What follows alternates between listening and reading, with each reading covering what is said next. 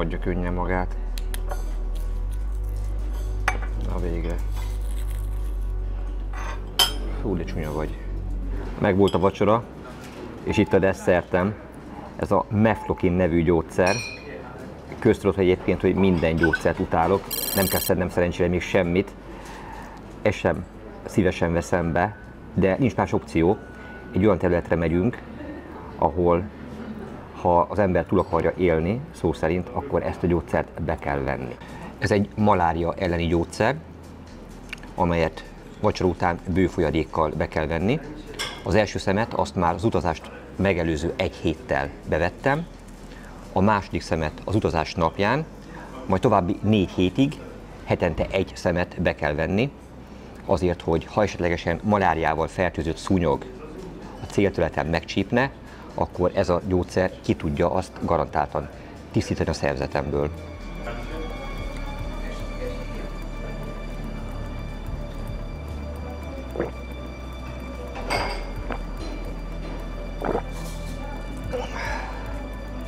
Egészségünkre, mondhatnám stílszerűen, ugyanis nem csak nekem, hanem a kamerát kezelő Takács Péter kollégámnak is be kell venni. Egyikünk sem szívesen teszi, de hát nyilván a túra sikeressége érdekében nem kérdés, hogy azt bevesszük. És hát nem kis áldozatot hozunk minden egyes olyan területen, ahol azért nem kevés veszély leselkedik ránk. És mutatok még egy érdekes dolgot. Itt van az oltási könyvem. Ez a nemzetközi, most tudom, merről kell nézni, oltási könyv, amely lassan úgy néz ki, mint egy bélyeggyűjtemény, annyi oltás van benne. Ez a sárgaláz elleni védőoltás, a következő oldalon van a hastífusz elleni védőoltás, és itt van újabb 3 oltás, amely a hepatitis A és B, azaz a fertőző májgyulladás elleni védőoltás. E 3 védőoltás megléte nélkül nem utazhatnék be Ugandába. Ugyanis ide készülünk, de vár még ránk egy hosszú, több mint 10 oroszlás repülőút. Elsőként elrepülünk Ruandába, majd Ruandából átrepülünk Ugandába, és Ugandában, amikor leszálltunk, akkor egy több mint 7 oroszlás autóúttal tudunk eljutni majd ahhoz a vízterülethez, ahol várnak azok a halak, amiért Ugandába utazom. Remélem, hogy mindez gond nélkül lebonyolódik, és legközelebb már Afrika középső részéről jelentkezhetem.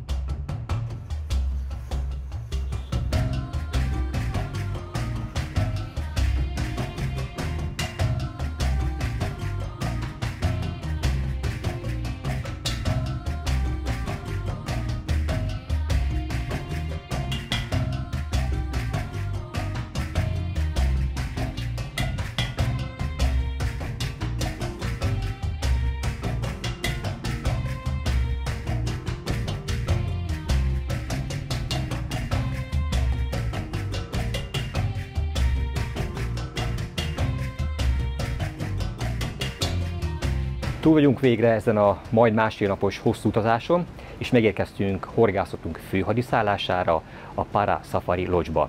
elfoglaltuk a szobáinkat, már is megmutatom az enyémet, gyertek! Itt azért lényegesen kellemesebb a hőmérséklet. Hideg télből jöttünk, itt pedig 35 fok vágott mindjárt arcba minket. A légkondi működik, 22 fokra lehűtve a szoba, így azért már mindjárt kellemesebb. És elő van készítve az összes olyan műcsali, kiegészítő, orsó, zsinór, minden, amire a túra során szükségem lehet. Hát egyik barátom azt mondta, hogy minél több az eszköz, annál nagyobb a bizonytalanság. Ez teljes mértékben igaz. Nem tudtam, hogy mire készüljek, ezért felkészültem mindenre. Ebben a törhetetlen botszállítóban hoztam magammal a botjaimat. Bár ez sem igaz, hogy törhetetlen, mert képzeljétek el, hogy egyszer egy amerikai túra során az egyik végét totál lerobbantották. Szerintem azon átment egy teherautó, mert ezt másként nem lehet széttörni. Megvan végre a pacskerem, ezt hiányoltam. Ez egyben többítőanyagnak is jó volt. Van itt még néhány zsinór. Na, ezek is megérkeztek, helyükre kerültek. Hoztam magammal 2 erős harcsásbotot. Ezek a botok már ismerősek lehetnek, jó pár túrámon velem voltak. Ezzel sikerült megfognom a legnagyobb édesvízi halamat, amit eddig sikerült partra segítenem. Az egy több mint 150 kg-os arapajma volt, de jó néhány halat tudhat már magának ez a bot. És akkor itt van 2 közepesen erős pergetőbot is. Szerencsére ezek is sértetlenül megúszták a túrát. Itt egy merítőnyél, ez pedig jó lesz majd a GoPro-nak. Nem csak azért pakoltam itt ki mindent, hogy meg tudjam nektek mutatni, hogy mennyi cuccal érkeztem, hanem azért, hogy a túravezetőm Andy át tudja nézni és le tudja ellenőrizni, illetve ki tudja választani azt, hogy mire van valójában szükségem, mit vigyünk magunkkal az első horgászat során. Andy, please, check it. What do you think? Sexy.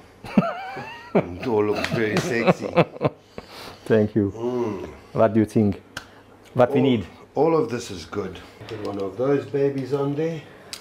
I think that looks like the medicine. And then with the live bait, this one. Andy segítségével összeállítottuk a felszereléseket. Minden botra felkerült a megfelelő orsó, megfelelő főzsinórral. Drasztikusan leszűkítettük a műcsalék és kiegészítők mennyiségét is. Aztán hónap reggel belevágunk. Alig várom már.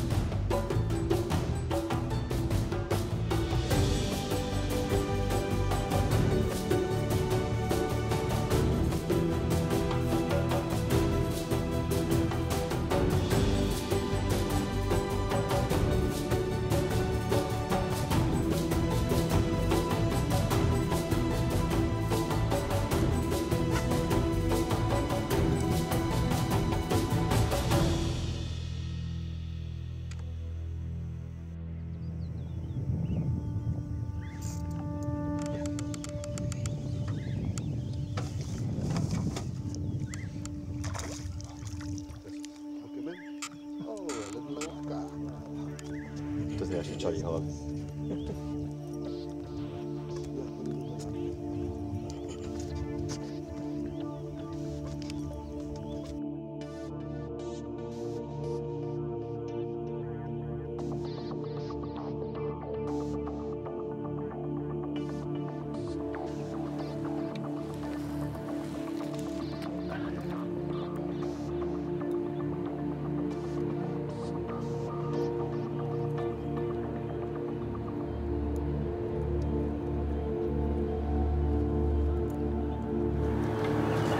Nem túl mély a víz egyébként, de nagyon gyorsan folyik. Jól látható a vízinövényzeten, meg a buborékokon.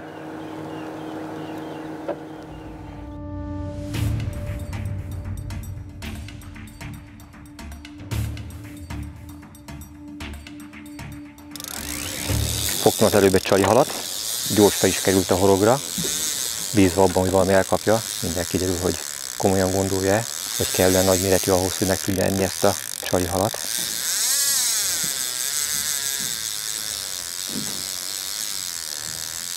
Ez nagyon határozottan elkapta.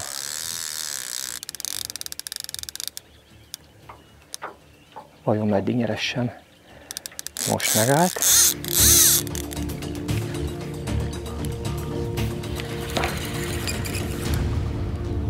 Megvan.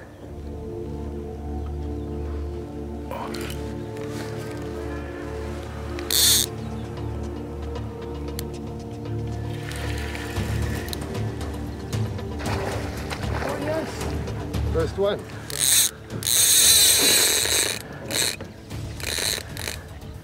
Ugrik. Itt az első. Wanna come to the back? Nílusi sügér.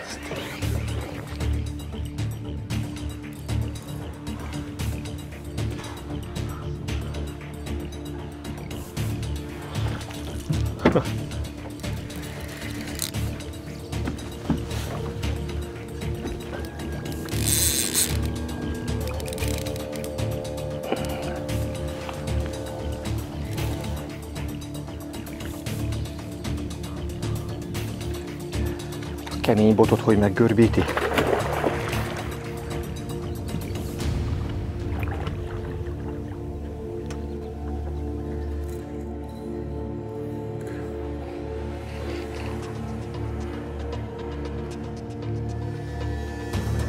Ez szép vagy.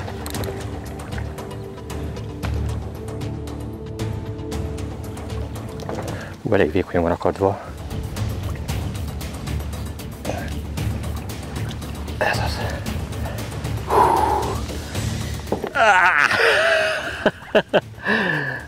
Itt az első nílusi sügerem.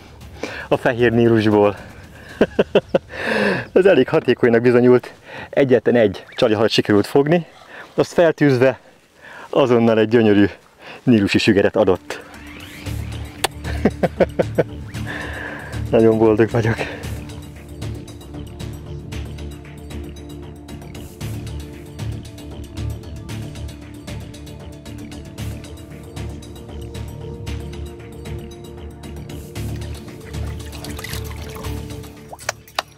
Well done, man. Thank you very much. No, you did. That was awesome. That was just the right thing on the setup.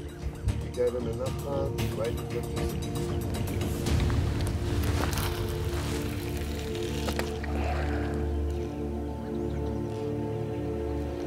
A bedobás után teljesen ki kell lazítani a féket, már amennyire a sodrás ereje engedi, és leteszem a botot.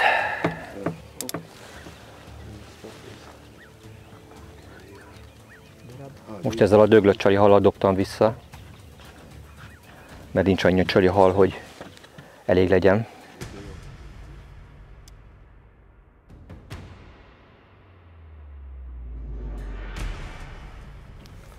Ahogy kicsit magasabbra jött a nap, még nem is látom teljes terjedelmében, a felhő megszűri, de már úgy éget.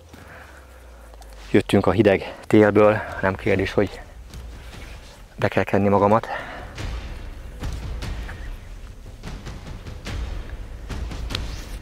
De szükség van az UV-álló ruházat többi részére is. Kalap, UV-álló kesztyű,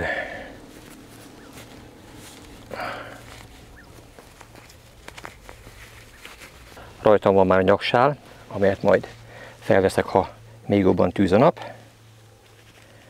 Napszemüveg elengedhetetlen.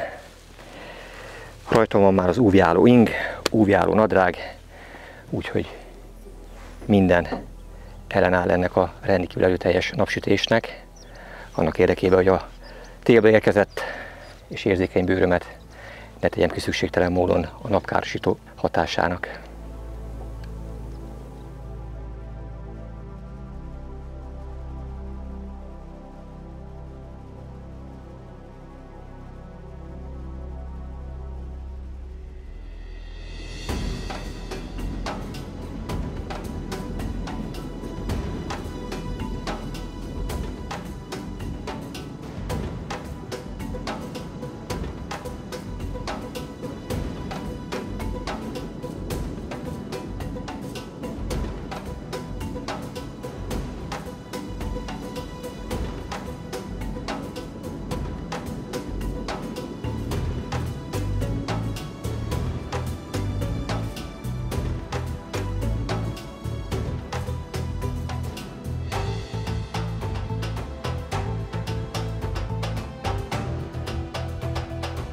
Azért utaztam Ugandába, és vállaltam a vele járó kockázatokat, mert egy olyan halat szeretnék megfogni, amelyhez eddig még nem volt szerencsém. A neve nílusi sügér.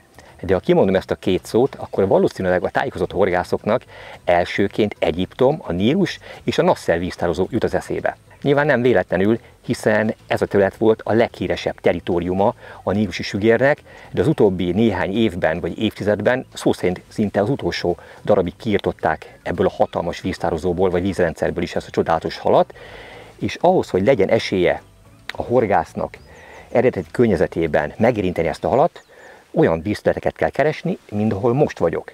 Egy véletlennek köszönhető az tulajdonképpen, hogy eljutottam ide, és eljutott az információ hozzám, hogy itt nagyon komoly nílusi sügér állomány van, ugyanis amikor Japánban voltam az elmúlt évben, akkor vendéglátómmal masszával egyeztettem, hogy ők a világ melyik pontjain horgáztak, milyen különleges halakat fogtak, és ők meséltek nekem arról, hogy a japánok előszeretettel járnak ide Ugandába, kifejezetten a nílusi sügér kedvéért. Megmondom őszintén, hogy előtte túl sokat nem tudtam Ugandáról. Annyit tudtam, hogy valahol Afrika középső részén helyezkedik el, de például az teljes új információ volt számomra, hogy a Nílus folyó az innen ered. Bár ez is kérdéses, mert hogyha az ugandaiak álláspontját vesszük figyelembe, akkor a Victoria-tó az egyik forrása ennek a folyónak, míg hogyha Ruandának, a mellette lévő országnak adunk igazat, akkor pedig szerintük a Victoria-tavak feletti folyókból ered valójában a Fehér Nílus, amely Szudánban egyesül a Kék Nílussal, és válik végül Nílussá. Összesen 11 országot érint, majd végül Egyiptomban egy hatalmas nagy deltavidéket létrehozva ömlik a Földközi tengerbe. Na most a hossza attól függően, hogy a Victoria-tavaktól, vagy pedig ruandai folyóktól számítva mérjük, akkor lehet 6300-tól 6900 km hosszú is. Egy biztos, hogy az Amazonas után a világ második legnagyobb folyója. Amikor elkezdtük a túrát szervezni, akkor a képek és előzetes videók alapján sejtettük, hogy egy szép környezetben történhet majd mindez, de hát ma reggel, ami itt fogadott minket, ez nem szép, ez gyönyörű, ez meghökkentő, ez meseszép, és még hosszasan ragozhatnám a különböző jelzőkkel, de hát talán utoljára ilyet a dél-amerikai őserdőkben láttam, ott volt ilyen gazdag élővilág. Hozzáteszem, hogy jelen pillanatban a Murchison Falls Nemzeti Parkban vagyunk, ahol kiemelt védelmet élvez a természet minden részevője, az összes állat és vízi élőlény, szóval innen elvinni halat a vízből nem lehet, illetve vadászni sem lehet ezen a területen. Így némi túlzással eredeti érintetlen ősi állapotában láthatja mindaz, aki eljön ide, az itt élő vadakat és a környezetet. Mindennek azonban van árnyoldala is, ez a csodaszép környezet azért nem veszélytelen. Nem akarom ezt túl dramatizálni, ennek a részleteiről esik szó majd később. Most viszont egy olyan területre megyünk, amely azt gondolom, hogy ha eddig szép volt, akkor az mese szép lesz. Az előzetes képek alapján már láttam ezt, illetve nem tudtam, hogy ezek a habok, amelyek a vízfelszínen úsznak, honnan származnak, mi okozza, hogyan keletkeznek, hát mindjárt meglátjátok ennek a forrását.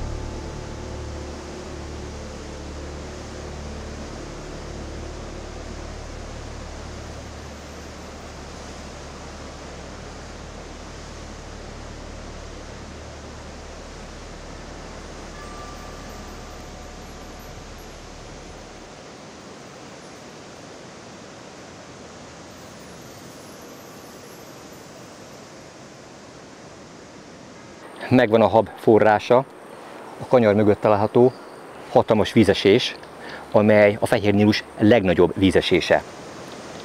Mindez nem gyönyörű, hanem egyszerűen sokkoló. Gondoljatok bele, ahogy ez a hatalmas víztömeg beleszorul ebbe a katlanba, és azon a 30-50, talán maximum 100 méter széles nyiladékon próbál magának utat törni. Milyen erők munkálnak itt? Úgy örvénylik és forog itt a víz, hogy fentebb, hát nem tudom, meg lehet-e állni, lehet, hogy megpróbálkozunk ott is. Most egy ilyen védettebb, nyugodtabb visszaforgóban álltunk meg. Az egyik végszelékem, amely a fenekező végszelék, már bent van, a másik pedig Andy javaslatára egy úszós szerelék, amelyel vízköz próbálkozom, aztán hát ha valamelyik ad itt is egy halat.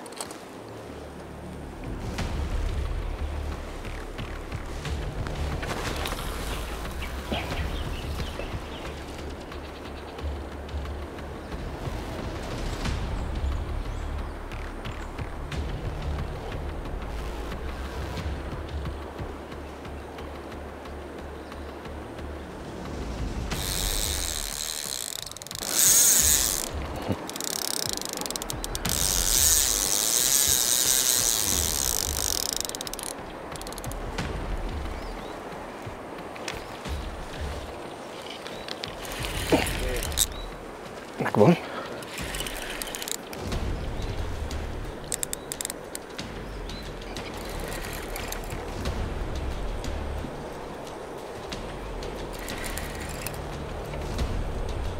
Jön fölfelé. It is slipping on the rocks. Yeah. Okay.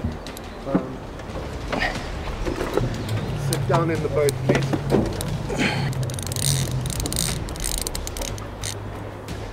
Aha. Okay, off. Yeah. Off. Yeah. Yeah, super. Yeah. Line is free. Good. Meg volt akadva egy sziklába, vagy valami víz alatti fatörzsbe a zsinórom, de hajóval mögé menve sikerült kiszabadítani. Haha, harcsa! Azért ragaszkodott ez ennyire a fenékhez.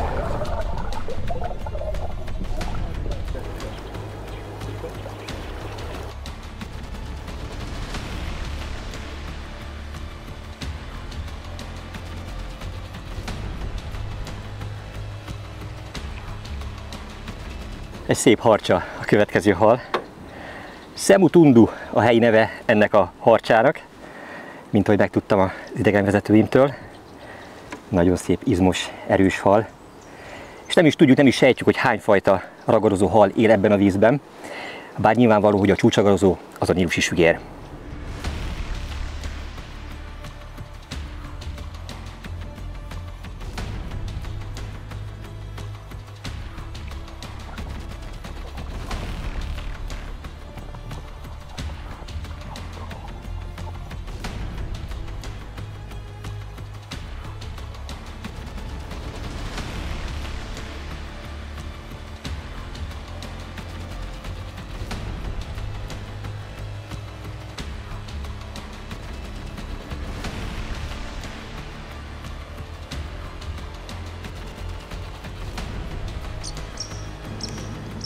Amazing, it changes every time you come here.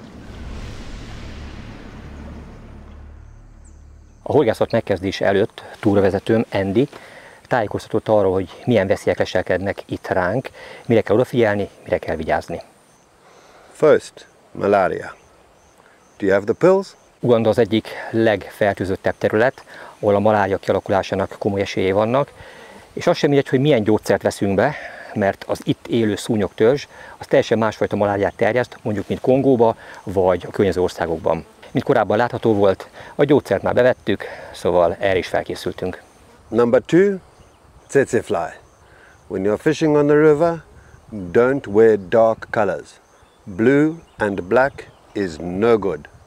You will get bitten by many flies. Hát ennek örültem talán a legkevésbé, hiszen szinte kizárólag sötétkék és fekete ruhadarabokból áll a ruházatom, így ezeket mellőzni kell, mert ezt imádja a cecelégy.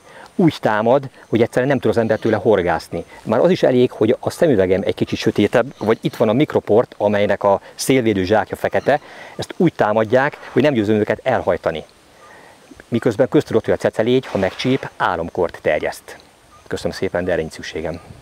Number 3, really good if you have UV protective clothing. The sun here is very hot, and even on a cloudy day, the ultraviolet can burn you badly.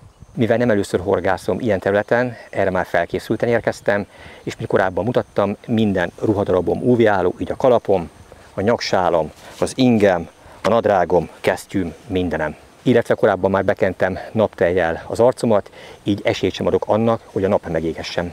Number 4, hippopotamus. Hippo are very big animal and they can be very dangerous. Always be aware of where they are and avoid getting too close. Amerre eddig jártunk, mindenhol láttunk vízilovakat, a legváratlanabb helyeken is felbukkanhatnak, nagyon kell rájuk vigyázni, ne menjünk hozzájuk túl közel, mert véletlenül, ha megriadnak, megugranak, felboríthatják akár az ilyen nagyméretű hajót is, amelynek beláthatatlan következményei lehetnek. Szóval a vízilovakkal óvatosan. And number 5, the most dangerous animal out here is the crocodile. Don't spend any time in the water. Stay in the boat and don't put your fingers or feet in the water. Crocodiles are dangerous. A nílusi krokodil ennek a vízrendszernek a legveszélyesebb ragadozója. Mint láthattuk, óriásiak vannak belőle, fogtak már itt egyébként 6 méter felett itt, amelynek a súlya meghaladta az 1200 kg-ot. Szóval ezek a krokodilok, ezek nem játszópajtások, ezeket messzire el kell kerülni. There are some dangers on the Nile, but if you follow the rules and respect the rules, it doesn't need to be a dangerous place to be. Using a good local guide who knows the hazards and can avoid the dangers and instruct you on how to follow the right rules will make a huge difference to your fishing experience. Úgy gondolom, hogy a világ legveszélyesebb területe is túlélhető, hogyha sikerült a legjobb túravezetőket megtalálni, és segítenek abban, hogy ezt túléljük, és életre szóló élményeket szerezzünk.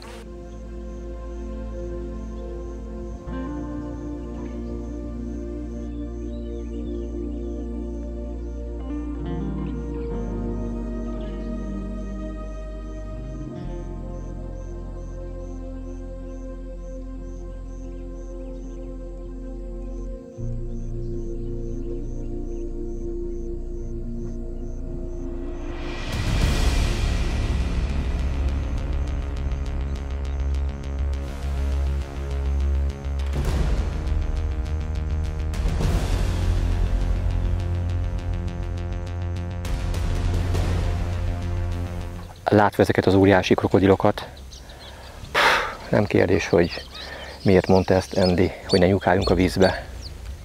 Úristen, ebben is merek gondolni, hogyha egy ilyen esetleg rárapna az embernek az ujjára, vagy a csónak alól felszínre törne.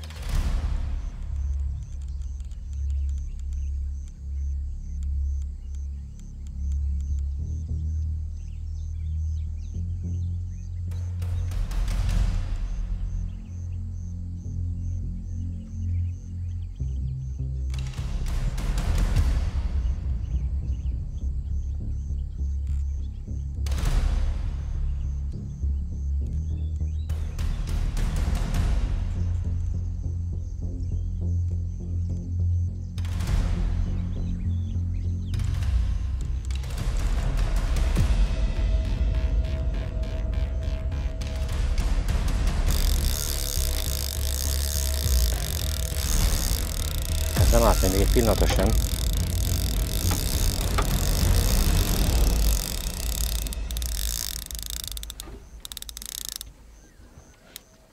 Na most nyeli.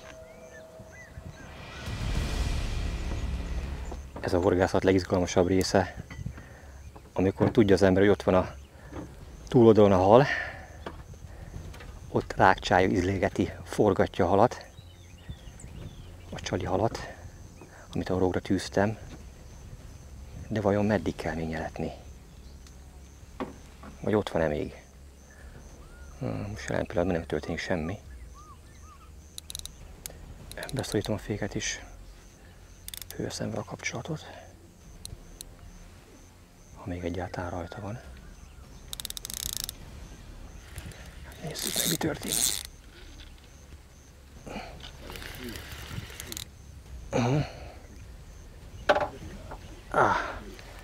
Ezt éreztem, amikor húzta a hal. Olyan darabosan engedte, húzta a zsinort egyébként. Végig egy fa mellett húzta el.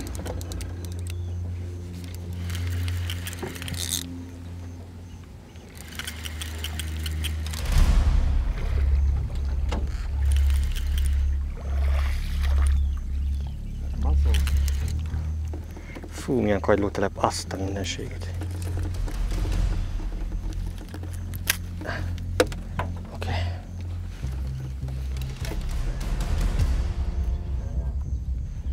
Érzem, hogy meg van akadva a zsinór, közben még rá van ez a vacak is tekeredve. Oké. Jó kis akadóba kerültünk.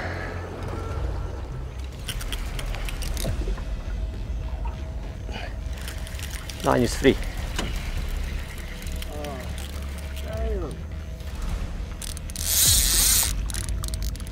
Oké. Szépen megcsupálta valami. Nem könnyű ezt alatt megfogni. Egy igazi kapitális nyúlcsi sügeret. Na de hát azért vagyok itt, hogy mindent megtegyek azért, hogy végül egy ekkora hatalmasat megfoghassak. Bár beérném egy kisebbel is.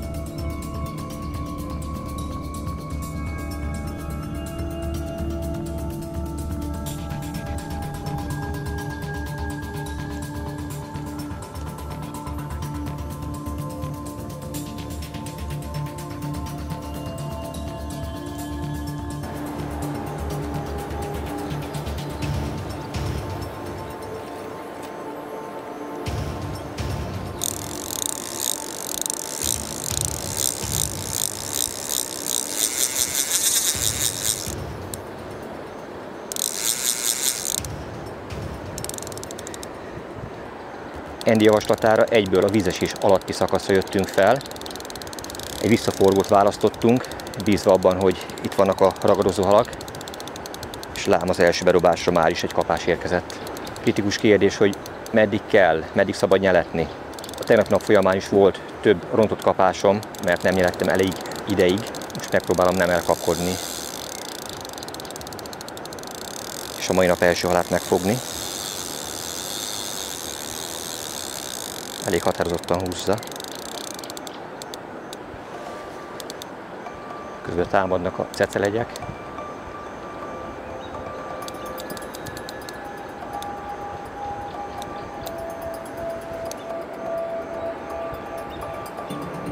Most megállt a hal.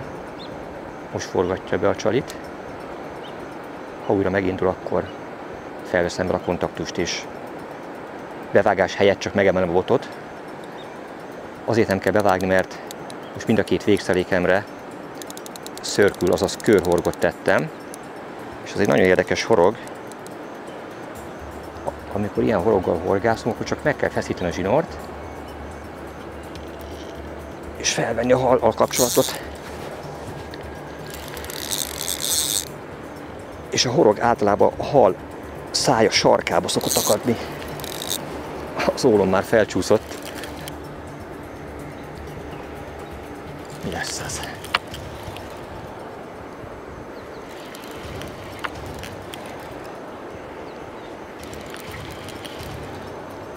Hú, közben mennyi uszadékot szedett össze.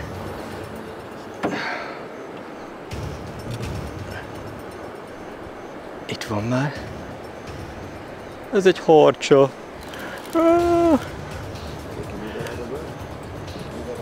Egy újabb hatalmas harcsa.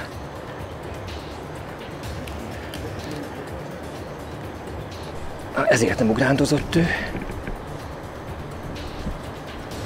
Látjátok, milyen érdekes? Ez a horog, anélkül, hogy bevágtam volna, tökéletesen befordult a hal szája sarkába. Hát itt egy újabb Semutundu helyi nevén harcsa. Hát ez még nagyobb, mint a tegnapi. Bőven 10 kg felett van. Jó vaskos és nehéz. Nagyfejű nílusi harcsa.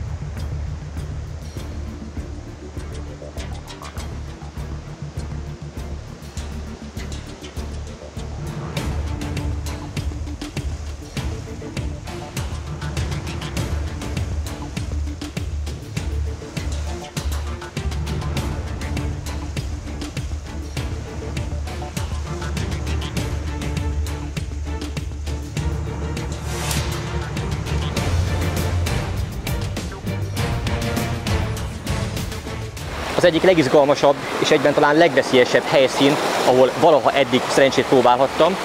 Ide is úgy tudtunk bejönni, mert hajóval már ide nem lehet feljönni, hogy az erdőn keresztül kellett több száz métert sétálnunk. Andy ment előre, azt mondta, hogy nem veszélyes, mivel itt vagyok, és az a film elkészült, így nyilván ezt is túléltük. De amikor ezt megláttam, hogy erről a szikláról kellene dobálni, hát megmondom őszintén, beremegősödött a lábam. De nagyon érdekes, hogy a felszín ennek a kőnek nem csúszós, ilyen érdes az egész, tehát valószínűleg, hogyha egy nagyobb testű hallal is összeakadok, akkor sem kell attól félni, hogy megcsúszik a lábam és beleesek.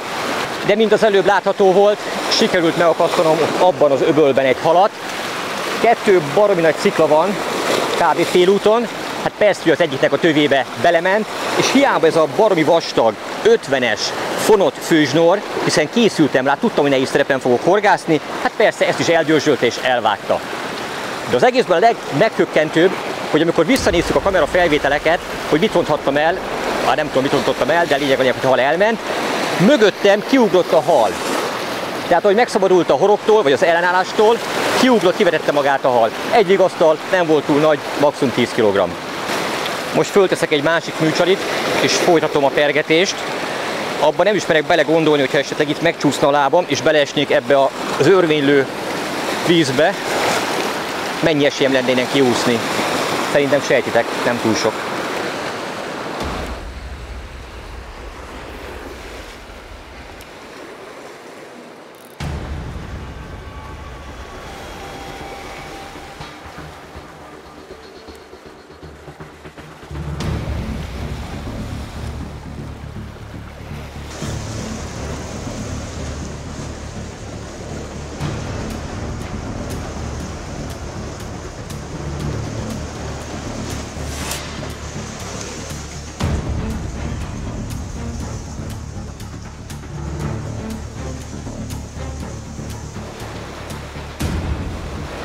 Ez lehet, hogy nem az én napom, vagy nem ez a megfelelő helyszín, ahol próbálkoznom kell. 2 baromi jó kapás, mind a 2 oldal lett a műcsalival együtt. Szikla elvágta.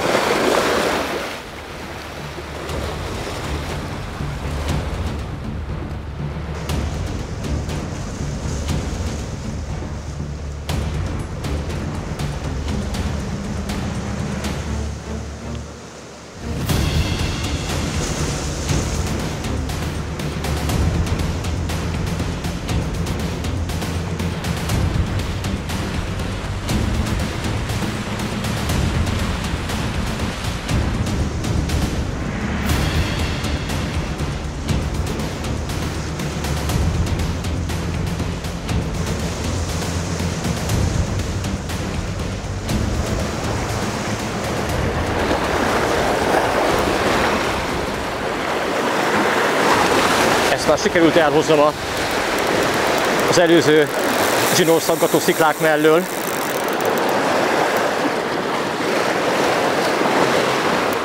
Hú, de izgulok. Ebből a baromi sodrós vízből bármit is megfogni, az némi túlzással most egy lottóütösnek számít, vagy azzal ér fel. Fú, de jó ötlet volt, hogy lecseréltem a fonott főzsinót erre a vastag monofilra.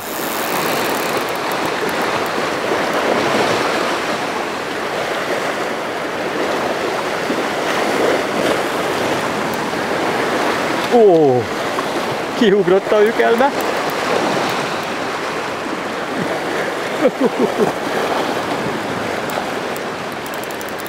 Hogy fogom kivenni? Csú, ez még egy külön tudomány lesz.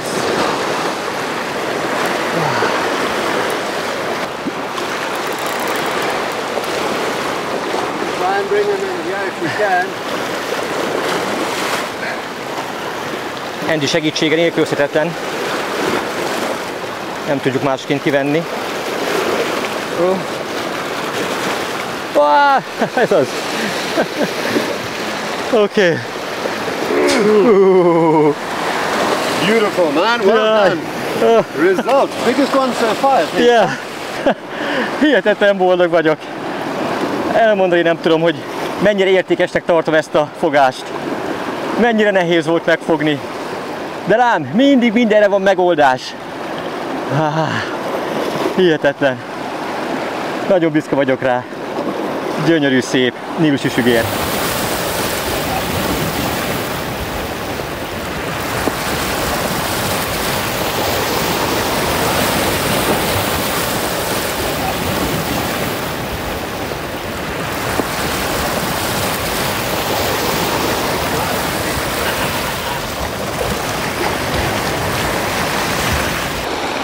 Mindig, minden helyzetre van megoldás. Nyilván abból tudunk főzni, ami van, konkrétan ezt arra értem, hogy azokkal az eszközökkel tudunk gazdálkodni, amit magammal hoztam, és az a néhány eszköz, amit együttől tudok kölcsönkérni. Itt vásárolni semmit nem lehet. Ugandában a horgászboltok alapvetően nagyon gyenge felszereltséggel bírnak, így tényleg csak arra hagyatkozott az ember, amit magába hozott. És lám, a megoldást a következő mozdulat jelentette, le kellett cserélnem az 50-es fonott főzsinort 55-ös monofil főzsinorra. Tudom, hogy ez nagyon durvának és olyan esetlennek tűnik az egész. Az otthoni pergetők biztos, hogy megmosolyogják mindezt, de hát nincs más megoldás. És Andy elmagyarázta nekem, és tökre igaza van, amit már megtapasztaltam Japánban is. Használhatsz te bármilyen fonott zsinort, lehet az bármilyen vastag. Ezeknek a szikláknak nem tud ellenállni egyik sem. Ahogy húz rajta kettőt a menekülő hal, garantáltan elszakad. Ez történt az előző két halnál is. Ellentétben a monofil főzsinor, majd megmutatom, totál érdes, látszik, hogy a sziklák megdörzsölték, de mégsem szakadt el. Persze ezt a pár métert, ami nagyon megdörzsölődött és elvékonyodott, ezt le fogom vágni, de hát üssekő 2-3-4 méter oda lesz, van még rajta bőven, főleg, hogyha ilyen szép halakat lehet a segítségével megfogni.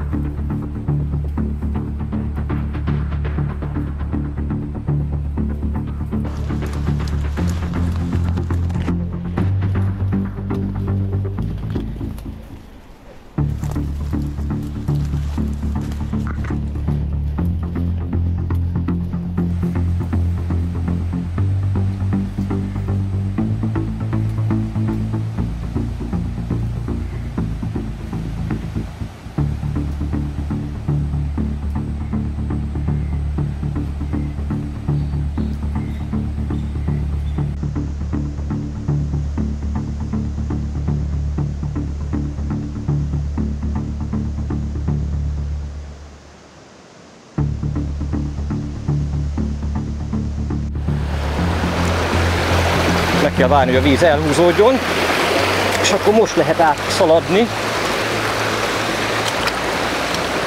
Oké? Perfect. Ja. Hú, őrült egy hely.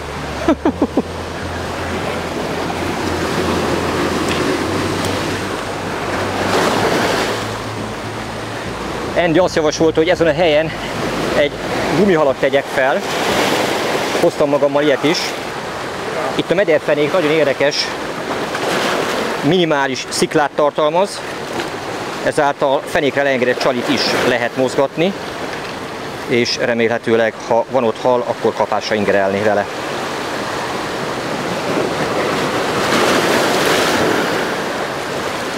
Na, egy nagy végfüllel rögzítettem a főzsnorhoz, aztán meglátjuk, hogy mit ad.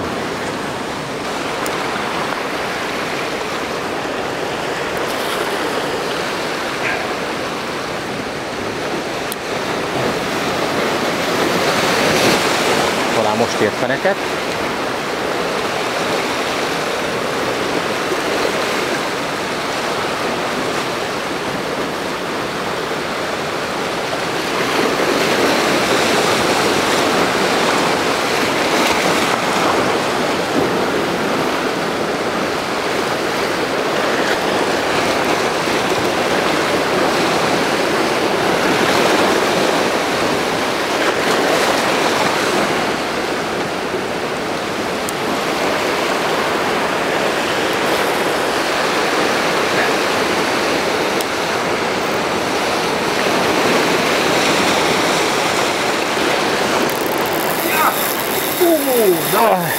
Bigger fish. Big fish.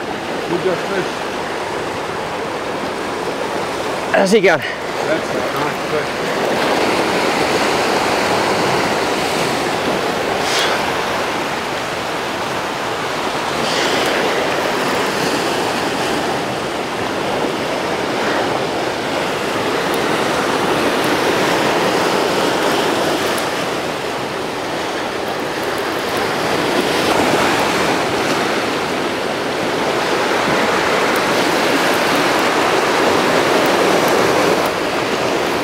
Ez egy totál őrült hely, de lám itt is volt értelme próbálkozni. Még nem is egy óriás, de egy újabb nílusi sügér. Be careful! Oké! Okay. Yeah! Nice! Oh. Oh. Megérte. Your glove? Yeah, Oh, you want my glove? no problem. Be careful, it's a bit rough, huh? It can hurt yours, you lose some skin. Oké. Okay. You don't want the glove? Andy mondta, hogy van még egy hely, de ez a legeslegfelső és egyben legutolsó hely a vízesés alatt, amit még meg lehet horgászni, vagy meg lehet próbálni, de ez csak a legelszántabbak, legőrültebbeknek való. Mondtam, hogy induljunk. És lám, hova jöttünk? És egy újabb szép nílusi sügér az eredménye.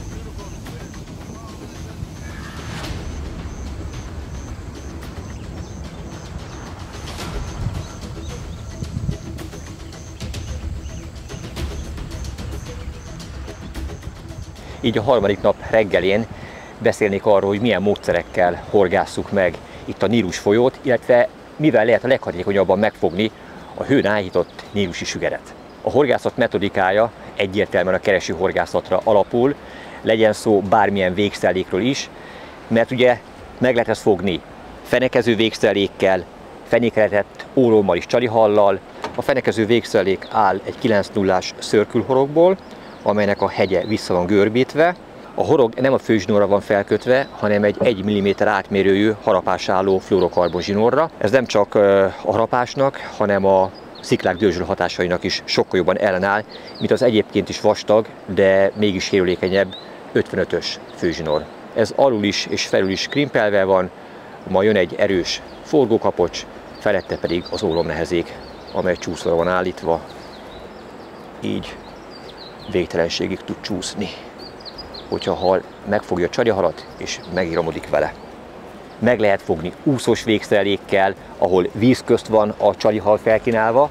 Az úszós szerelék horogelőkéje az pont ugyanaz, mint a fenekező végszereléké, azaz egy 9.0-ás szörkülhorog, 1 mm-es dőzsálló horogelőke, és felette a nagyméretű forgókapocs, egy nagyobb méretű ólom és egy 200 g-os habúszó. Mindezt felül egy nagyméretű gumiütköző ütközteti meg, ezzel lehet az eresztéket és a csali víz közt felkínált pozícióját állítani. És mint ahogy tegnap látható volt, van még egy másik rendkívül effektív módszer, a pergetés. Ezekben a lassú, visszaforgó nagy medencékben egyértelműen a legjobb a fenekező végszerelék, amely már bent is van, várja az áldozatot. Egyébként az is érdekes, hogy azokon a területeken, ahol megbújik ez a ragadozó hal, hogyha jó helyre került be a csalihal, nagyon gyorsan van kapás. Tehát nincs értelme órákat eltölteni egy adott területen, 10-20, maximum 30 perc, és menni kell tovább. A mai terv, hogyha itt nem lesz kapás, látva a tegnapi helyszínek aktivitását, fogjuk magunkat, aztán megyünk oda vissza, ahol tegnap azokat a szép halakat fogtam.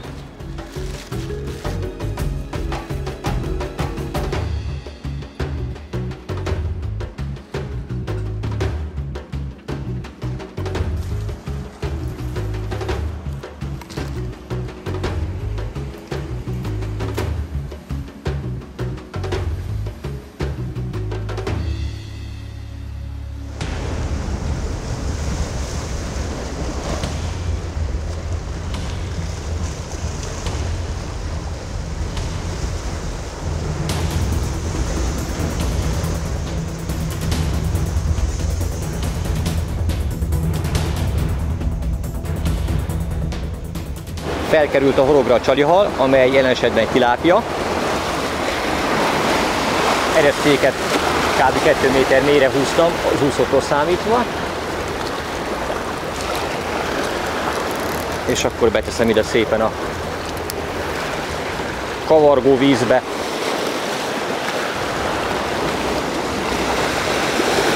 Teljesen felesleges nagy távolságba bedobni, hiszen úgyis az őrvények, a sodrás, hoppá, már le is rántotta valami.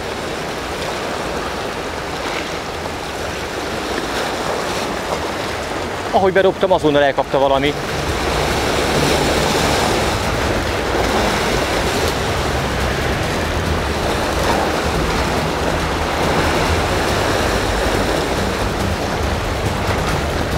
Na vajon ez hal lesz, vagy csak az őrvény húzta el az úszómat?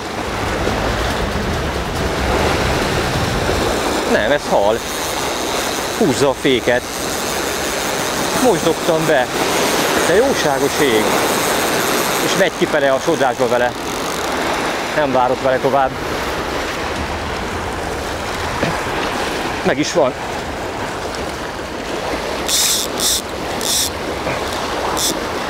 Az igen, a legjobb sodrásban ugrott ki a hal.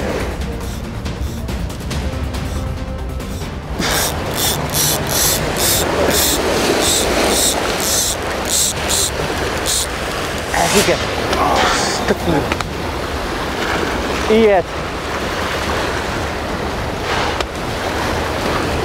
Elszakadt a zsinór.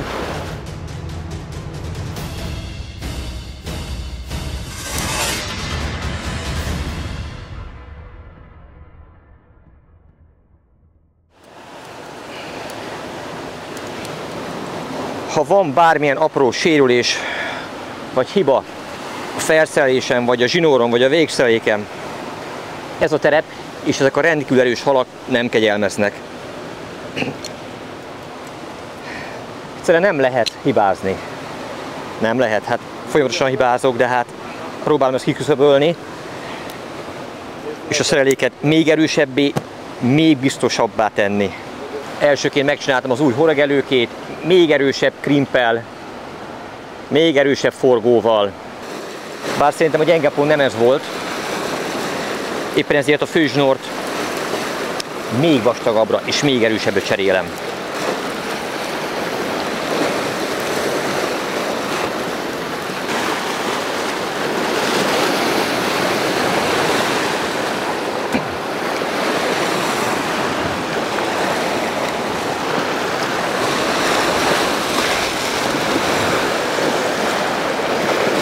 Új szerelék, új zsinór, új minden.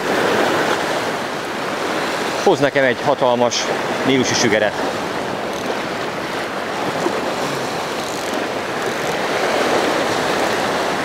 Az úszó úgyis arra megy, amerre a sodrás viszi, irányítani nem tudom, de ez így van rendjén.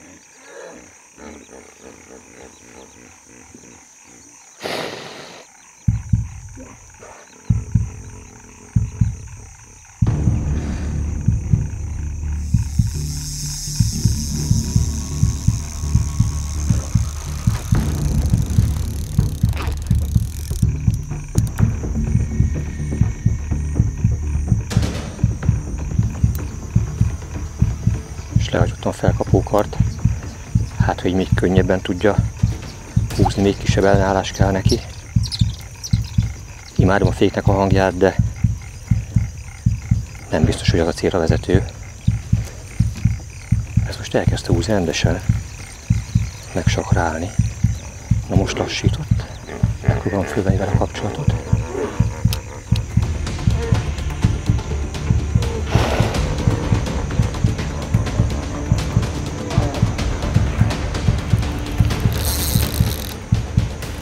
Ott volt, ott ugrott ki.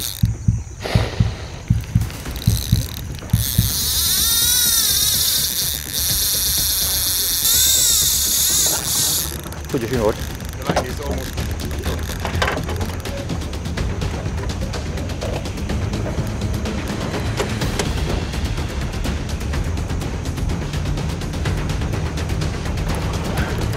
Muszáj utána erednünk, mert a zsinór vészesen fogyott. Megakasztása után kétszer ki is ugrott.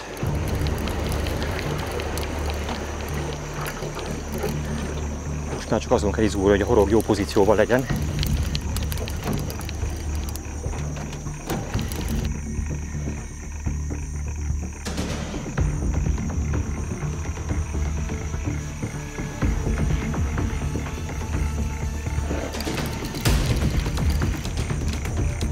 Kiugrásaiból ítélve ez egy természetes komoly hal. Ez igen.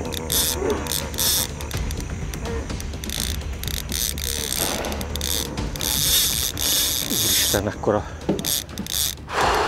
víziló akkor volt a kiugrás alapján. Megjött a Nílus királya. Talán itt a nyílt nem fog akadót, és van esély kifárasztani. Jobb oldalt a vízilók szurkolnak nekem.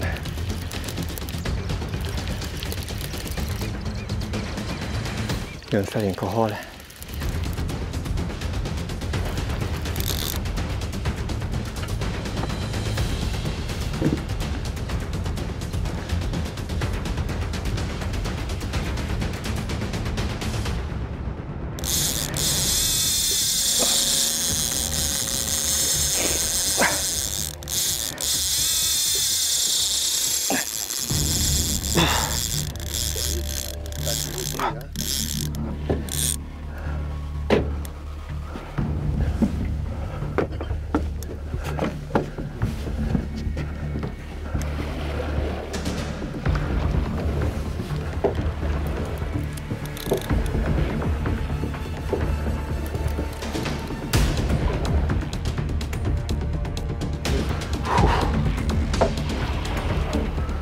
Hú, ez nagyon izgós volt.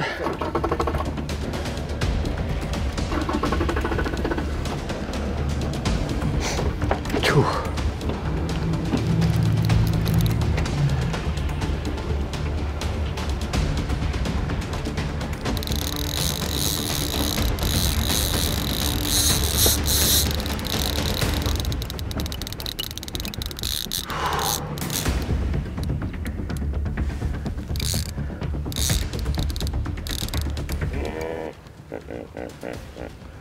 Köszi a szurkolást. Kihasználva a sodrás erejét, lefele próbál menekülni, mi pedig követjük őt.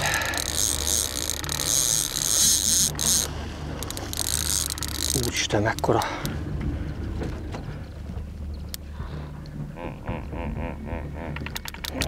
Stuck!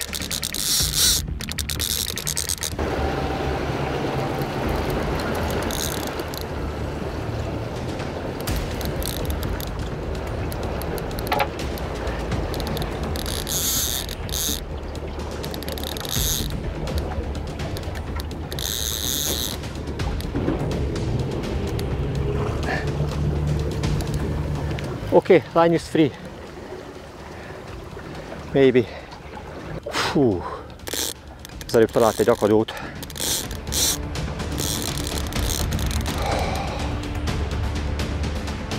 Fák közé úszott. Éreztem, hogy a zsinór el van akadva. Hajóval körbementünk rajta, és kibírtuk szerencsére a zsinórt az akadóból szedni. Ez nagyon komoly nagy hal.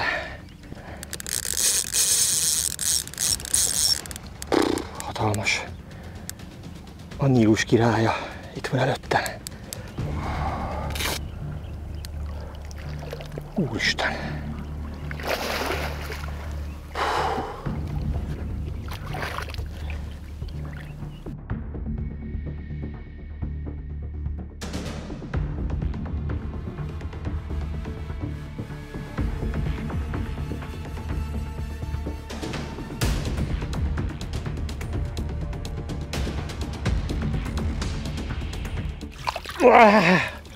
Itt van. Megfogtam. Úgy mekkorát harapott a kezemre. Úristen, mekkora vagy.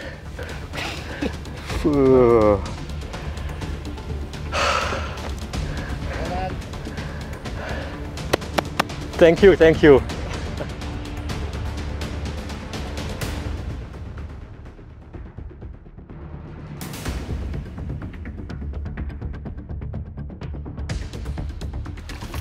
On the back, no, okay. No, from here. From here? Yeah. Okay, there you go. Ekkor halat már mérnek és hitelesítenek. Hold it all the way, 150. A teljes hossza 172 cm, a legnagyobb kerülete, az pedig It's 1 meter, 10, 11, 12, 13, 14, 15, 16. 116. Okay. It's on. Yeah, ready. Up to go. Okay. 62. Az igen. 2.5. Boing. 62,5 kg. 62,5 kilós nílusi sügér. Majdnem eltölt az ezőlapát.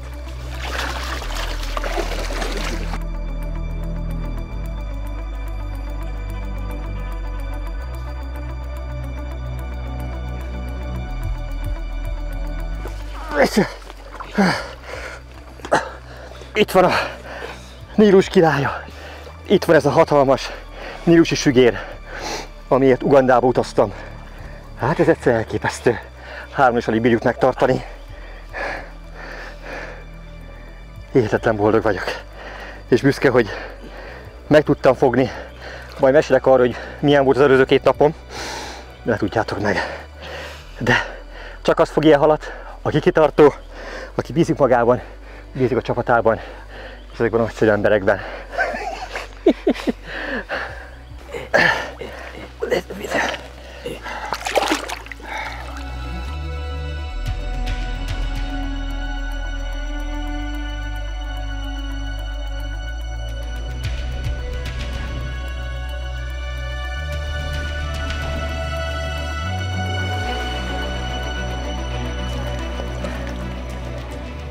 Nézzétek, mekkora szája van.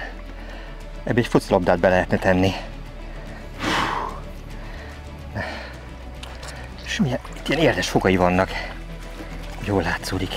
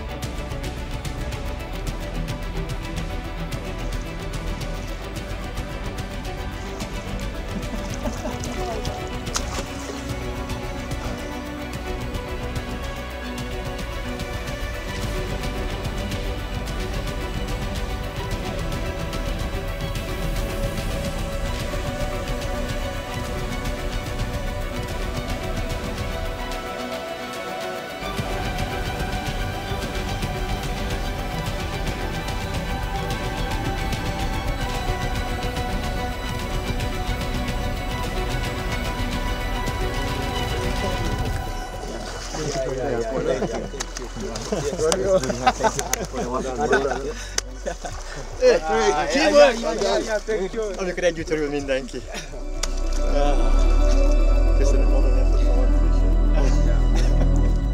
Most a kezemben szorongatom azt a végszeléket, mivel sikerült megfogni az előző óriási nílusi sügeret, és mielőtt megmutatnám ennek az apró finomságait, hadd mondjak újfent egy már korábban elhangzott mondatot: mindig minden helyzetre van megoldás. Miért emlegetem ezt? Az első 2 napom az teljesen jól indult, majd a következő 2 napom az katasztrófával egyenlő. Láttátok, egyetlen egy halat sem tudtam kifogni azon a nehéz terepen, miközben azt gondoltam, hogy már megvan a megoldás. Hát ott nem volt meg, de még dolgozom rajta. Viszont a 4. nap, ami történt, akkor úgy voltam, hogy összecsomagolok és elmegyek haza. 10 kereken 10 kapásom volt, különböző területeket pásztáztunk le, különböző helyeken próbálkoztunk, és a próbálkozásaink alapvetően eredményesek voltak, mert szinte minden megállóban sikerült kapásig eljutni. De most a lényeg. Egyetlen egy darab halat sem tudtam megfogni. Egyetlen egy halat nem tudtam megérinteni. Volt ezek között kapitális méretű, láttuk, mert kiugrott, és egyszerűen nem tudtam, mi lehet a probléma. A korábbiakban minden esetben egy 1 mm vastagságú, fluorokarbon horogelőkével ellátott, szörkül, azaz körhorgot használtam. Így magában. Bízva abban, hogy amikor a hal már kellően mélyre nyelte a csalit, akkor amikor húzom vissza, vagy hát ráfeszítek a zsinórra, akkor az majd megakad a hal szája sarkában. Na, ez nem következett be. Egyetlen egyszer sem következett be. Andyvel, túravezetőmmel egyeztettem, hogy hogyan lehetne az akadást biztosabbá tenni, és mondta, hogy bízni kell abba, hogy a hal jól forgatja be. Megmondom őszintén, hogy én nem ez a bizakodó fajta vagyok, hanem totál racionálisan hozok döntéseket. Ha egyszer egy hal nem akadt meg, akkor a végszeréken változtatni kell. És én levettem az egyik nagy wobbleremről ezt a rendkívül erős, harcsás, háromágú horgot, majd egy vastag, fonott zsinórral, ennek a vastagsága legalább 2 mm, rögzítettem az itt látható módon a szörkül horognak a szárára. Ezzel a kiegészítéssel, az így beiktatott háromágú horoggal 2 helyen tűztem meg a csalihalat, és a végeredményt láttátok. A mai nap első kapása, az első fárasztása így végződött. Meglett az a hal, amiért ide Ugandába utaztam. Az akadás tökéletes volt, a halnak a torkában volt a háromágú horog egyik ága, de úgy, hogy nem okozott neki komoly sérülést, a szörkülhorog pedig nem a szája sarkában, hanem a nyelvében volt megakadva, a 2 horog olyan biztonsággal fogta, hogy ez soha el nem ment volna. Bármennyire is hatékony ez a végszerelék, a fluorokarbon 1 mm-es horogelőkes zsinórt le kell cserélnem, mert jól látható, hogy a szája szélén található apró, nevezzük gerebenfogakkal teljes egészében eldörzsölte. Nem akarom kockáztatni, hogyha esetleg akasztok még egy hasonló méretű halat, hogy nehogy Isten elvágja és elveszítsem a halat. Még egy dolgot módosítottam a végszerelékemen. Egy levehető kapoccsal ellátva helyeztem fel az ólomot. A víz mindig sodor magával valamit. Rengeteg az uszadék, és amikor tekerem üresen vagy halfárasztása közben, akkor úgy néz ki, mint a rohaszárító kötél. Tudtam, hogy ha esetlegesen akasztok egy nagyobb testű halat, és még az ólom is akadályoz abban, hogy a főzsinórt fel tudjam tekerni, akkor az akár a hal elvesztésével is járhat. Még ennek a kaposnak köszönhetően ezt a kis pöcköt hátrabillentve már le is lehet akasztani az arabterrel együtt az olmot, így ez garantáltan nem akadályozta a fárasztást. És milyen jó döntés volt, hogy ezt tettem föl, ezt használtam most is, mert elakadt menet közben a zsinór, volt rajta uszadék rengeteg, de legalább ez nem akadályozott a hal fárasztása során.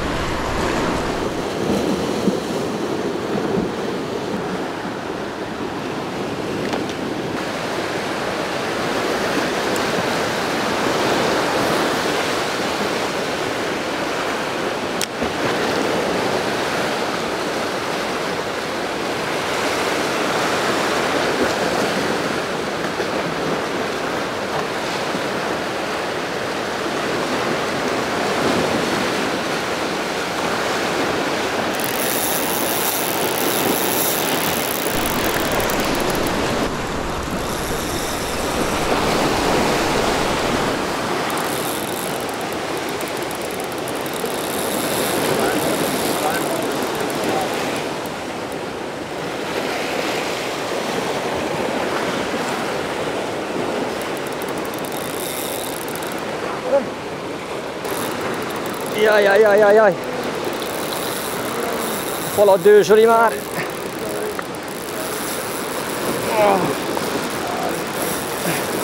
Megpróbált kitörni, de nem engedtem.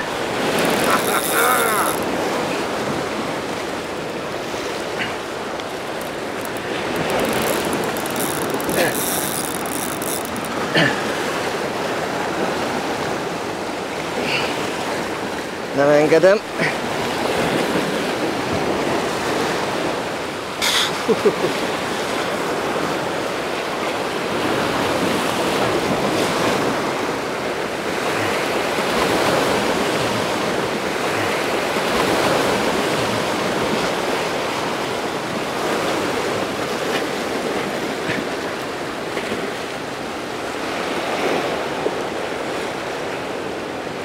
Ez igen. Ez ám a csapatmunka.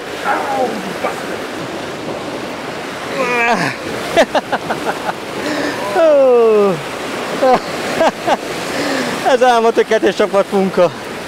Ezt a jó mindenit. Csak sikerült kivadászni egy újabb gyönyörű szép nílusi sügeret ebből az irgalmatlan nehéz pályából. Andy segítségével. Ebben az öbölben a horgászat inkább extrém sport, és ahogy Andy mondta, ez csak a legbevállalósabb feketeöves horgászoknak ajánlott.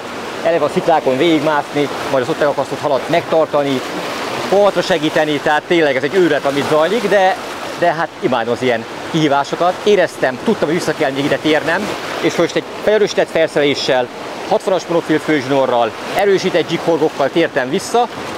Na, erről már nem tudott meglépni a hal, és sikerült megfogni. Nagyon boldog vagyok.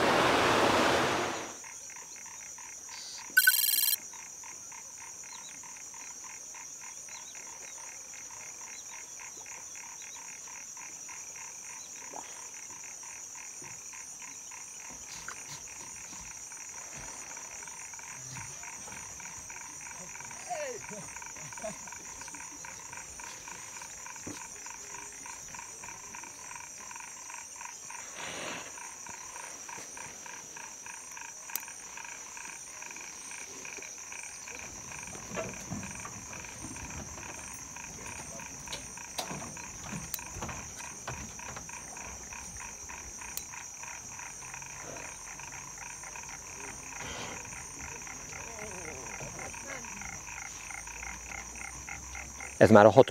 és egyben utolsó horgásznap ezen a túrán. Hihetetlen, hogy milyen gyorsan eltelt ez a pár nap, de hát annyi esemény, annyi dolog történt velünk ez alatt a pár nap alatt, hogy észre vettük, és pikpak véget ért a túra, bár a teljes nap még előttünk áll.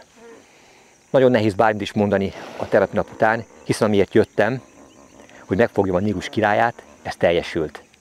Hihetetlen boldog és büszke vagyok, hogy ilyen kapitális méretű ragadozót sikerült megfognom, és nem véletlen neveztem én is a Nílus királyának ezt a halat, amely nem csak ennek a vízrendszernek, hanem a teljes afrikai kontinensnek a legnagyobb édesvíz ragadozója. Egy nagyon impozáns, de ugyanakkor vérmes ragadozóról van szó, ami a szájába befér, az nem menekül. És mivel elég nagy a szája, ezért elég sok minden belefér. Érdekes egyébként, hogy ez a hal ugye a teljes afrikai kontinensen úgymond őshonosnak számít, de nem minden vízterületben található meg.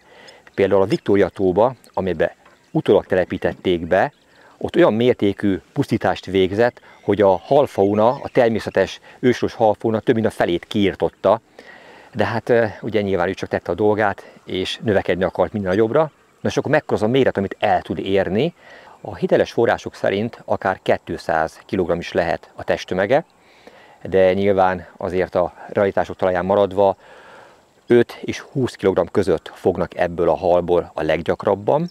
Az 50 kg feletti példányok pedig már itt is kapitális méretűnek számítanak, és ezeket hitelesítik is, mint ahogy az tegnap látható volt. Lemérik a hosszát és a kerületét, illetve ha lehetőség van rá, akkor a pontos súlyát is. Ha pedig erre nincs mód, akkor egy táblázat alapján a kerület és a hossz függvényében elég pontosan meghatározható, hogy mekkora a halnak a pontos tömege. Ezek az adatok nem csak a horgász túravezetőknek, hanem a természetvédőknek is hasznosak, hiszen ez alapján nyomon tudják követni a nílusi sügér aktuális állományát, annak fejlődését.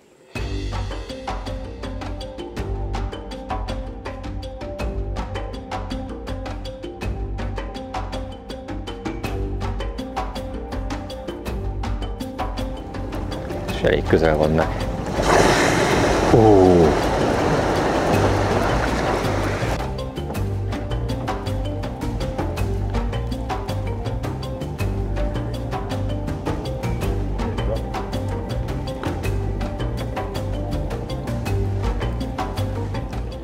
Ugyanarra a helyre tértünk vissza ma reggel, mint ahol tegnap fogtam azt a hatalmas nílusi sügeret. Bízunk benne, hogy van még itt egy legalább. Vízlovak között kell a zsinort úgy elhelyezni, hogy véletlenül se akadhassunk beléjük. Nem szeretnék vízlóval megküzdeni.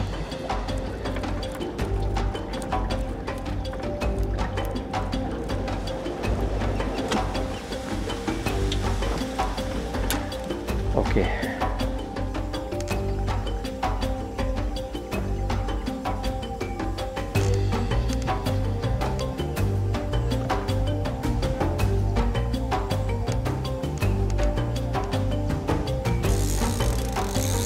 Hippo or bite? No, I think it's a bite.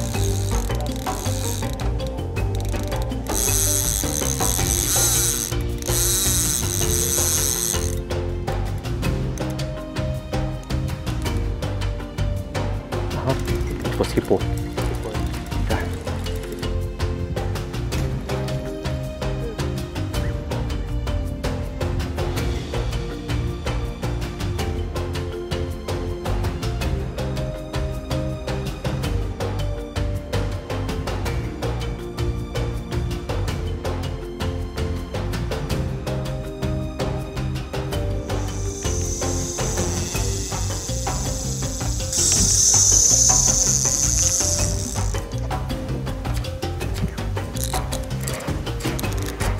Aha.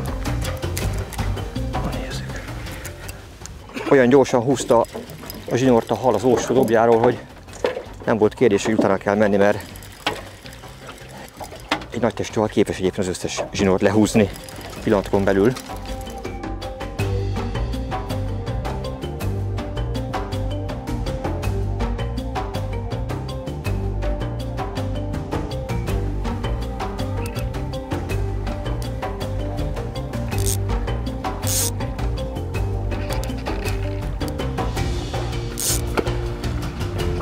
Big catfish.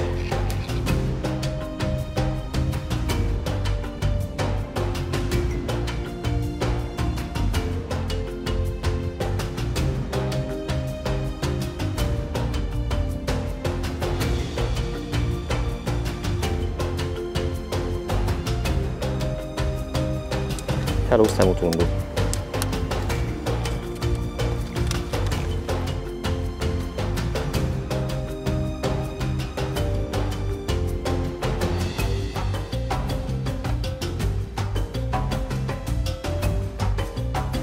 Egy újabb szemutundu harcsa.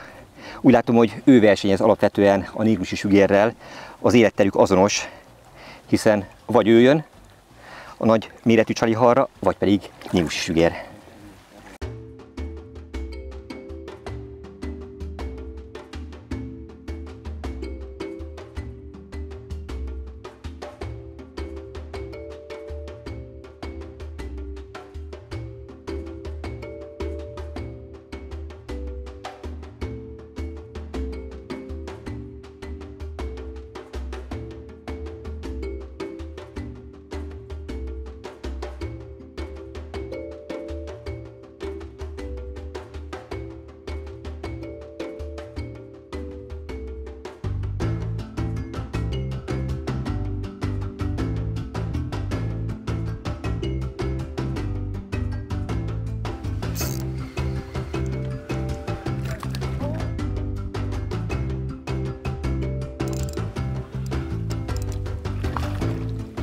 Angara. Alaka. Ettől vadabb és autentikusabb helyet nehezen tudtam volna elképzelni a csaliha fogására. Egyik oldalt a vízilovak, a másik oldalt a buffalók, közben gyönyörű vízimadarak szedegetnek itt. Ez megharapja az ujjamat. Szóval a vad természet kellős közepén egy újabb szép csalihal, remélem ad nekem egy nílusi sügeret.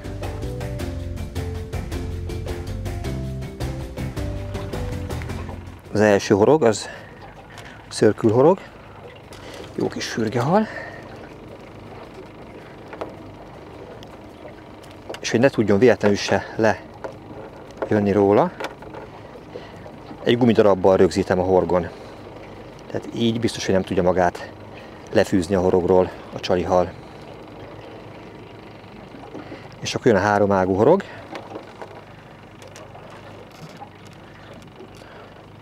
Amelyet csak így óvatosan a hátába kell tűzni, úgyhogy a mozgásában véletlenül se zavarja, csak úgy a bőrét tűzöm meg. Ügyre akarja a gerincét, még véletlenül se sértsem meg, így tökéletes.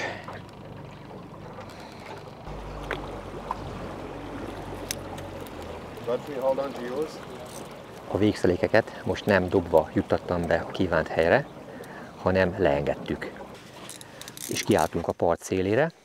Most kb. 50 méterre lehet tőlem az a törésvonal, amely mögé le lett engedve mind a két végszelék.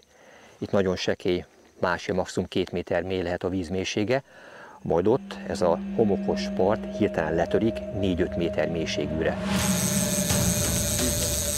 Volt egy olyan érzésünk, hogy vissza kell térni még ugyanarra a helyre, ahol tegnap sikerült a nagy nyílusügeret megfogni.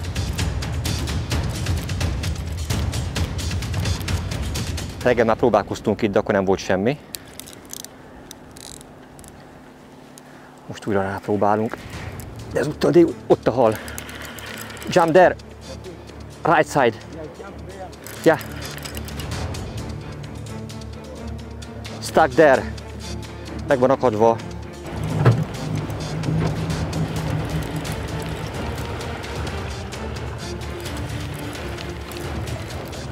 Megakadt itt a zsinóron. Oké. Okay. Line is free. Szép mennyiségű zöldséget szedett össze.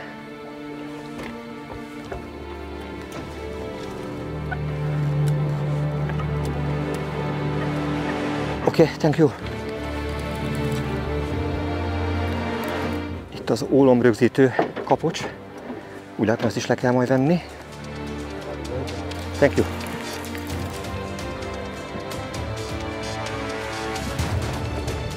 Aha. Oké, kiugrott.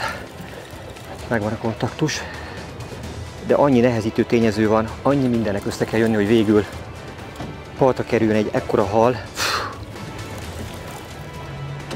Nagyon sok embernek a tudása, tapasztalata, és végül nem utolsó sorban segítsége kell ahhoz, hogy végül ilyen gyönyörű halakat tudjak nektek mutatni.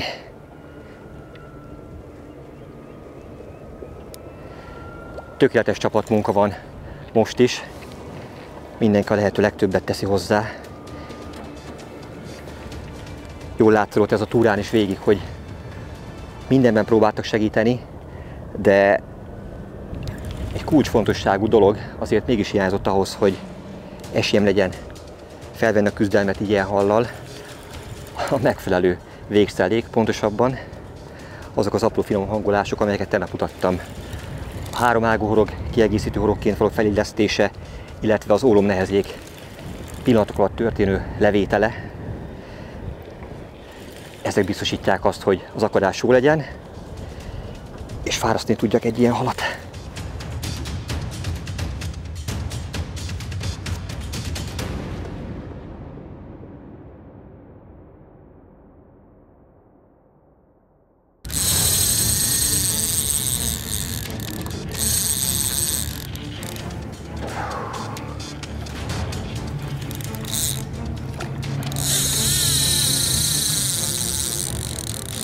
Csak a tökéletes ferszelésre van esély egy ilyen halat megfogni.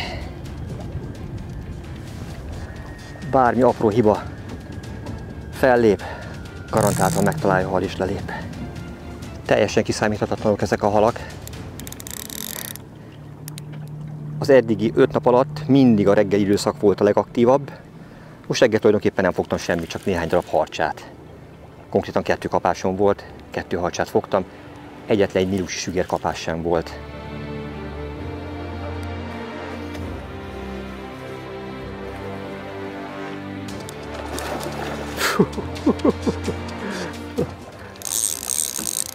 Milyen szép jószág!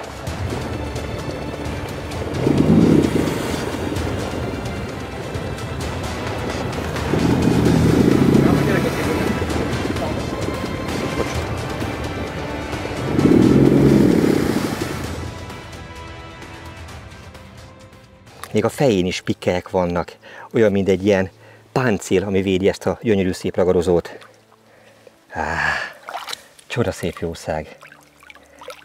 Hatalmas farakuszony, óriási tüskés hátuszony, olyan, mint a mi süllőnk egyébként, csak hát lényeges nagyobb kivitelben. Melluszony, has alatti úszony, minden óriási, és a szájáról is beszélve, amelybe, ami befér, az nem menekül. Gyönyörű vagy. Nehéz bármit is mondanom. Hihetetlenül jó élmény, hogy itt lehetek, és egy újabb óriást megfoghattam.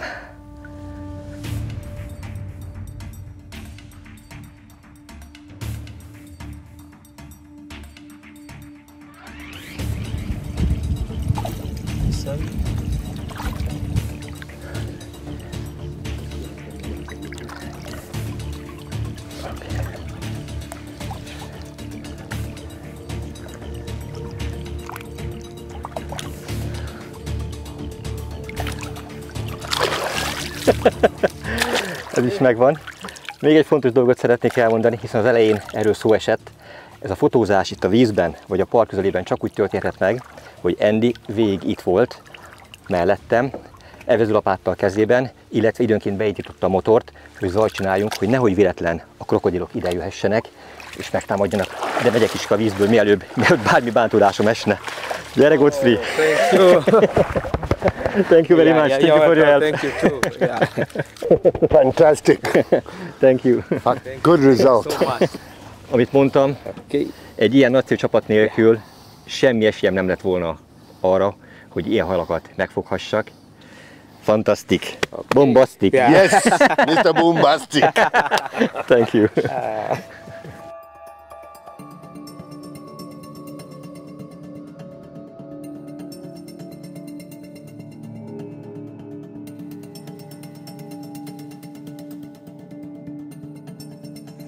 Nagyon impulzív, rendkívül mozgalmas és szakmailag is hasznos túrán vagyok túl. Fantasztikus élményekkel és sok új tapasztalattal lettem gazdagabb.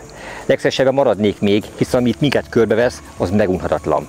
Biztos veszem, hogy a top 3 horgásztúrám között van ez a túra, és ide bármikor szívesen visszajönnék. Szeretnék köszönetet mondani segítőimnek, Andynek és Godfreynek, illetve a túrát leszervező cégnek, a Wild Frontiers Nile River Safarinak. Köszönöm, hogy itt lehettem, köszönöm, hogy segítettek abban, hogy teljesüljen egy újabb álmom.